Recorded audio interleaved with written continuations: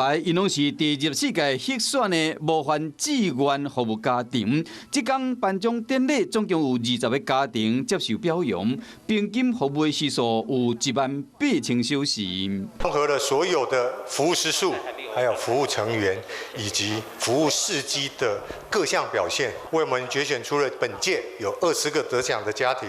中华民国志工总会表示讲，模范志愿服务的志工是国家安定的力量。其中3位终身奉献奖的得主，平均84岁，服务的时数更到有3万小时，真正不简单。那我们一直来传递各样的幸福，我们也希望跟来自各地的这个志工好朋友，不断的交流，不断的切磋。一个人做志工，规家伙仔做志工，有这点模范志愿服务的志工家庭，点点啊伫付出，才会让台湾的社会更加安定。希望讲借由表扬，鼓励更加侪民众做伙来做志工。